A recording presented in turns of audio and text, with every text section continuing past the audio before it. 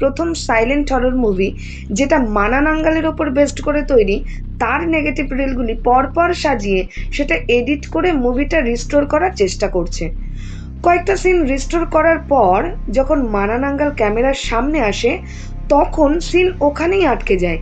এর পরের নেগেটিভ রিলগুলো আর খুঁজেই পাওয়া যায় না। পরের সিনে সাই নামের এক ব্যক্তি রাতে নিজের স্টুডিওতে বসে একটা বিজ্ঞাপন এডিট করছিল। সে ঠিক করেছিল রাত জেগেই কাজটা শেষ করবে, কারণ পরের দিন সকালে সেই বিজ্ঞাপনটা এডিট করে তাকে দিতে হবে।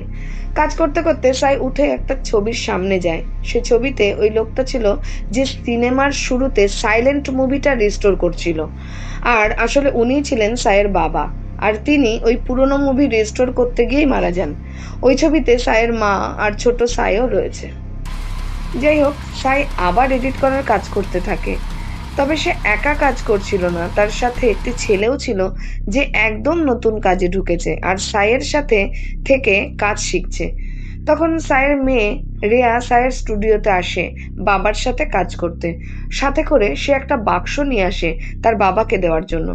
রেয়া সাইকে বলে তার মা এই বাক্সটা ফেলে দিচ্ছিল এটা সাইয়ের বলে, কিন্তু এটা যেহেতু তার দাদু তার বাবাকে দিয়েছে তাই এই বাক্সটা সে নিয়ে এসেছে। সাই বাক্সটা খুলে দেখে ওর মধ্যে সেই সাইলেন্ট ভূতের বইয়ের নেগেটিভ রিলগুলো রয়েছে। রেয়া বলে এই রিলগুলো রিস্টোর করতে, কিন্তু সাই রাজি হয় না, কারণ তার বাবা এই সিনেমা রিস্টোর করতে গিয়েই মারা গিয়েছিল।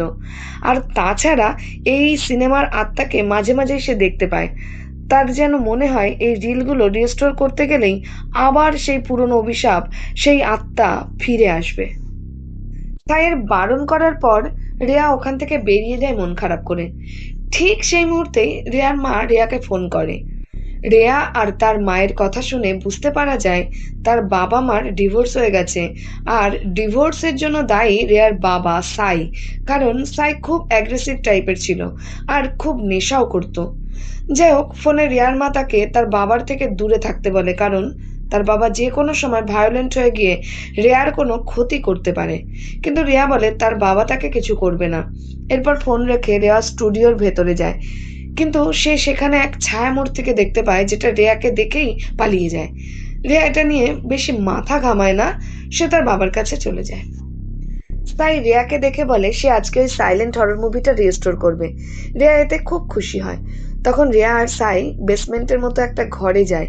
এটা সেই ঘর যেখানে সাইয়ের বাবা ওই পুরনো বইটা পুনরুদ্ধারের কাজ করছিল। যাই হোক, এরপর রেয়া ওই নেগেটিভগুলোকে পর পর অ্যাটাচ করতে থাকে মেশিনের দ্বারা। কিন্তু হঠাৎ করে ওই মেশিনের হ্যান্ডেলটা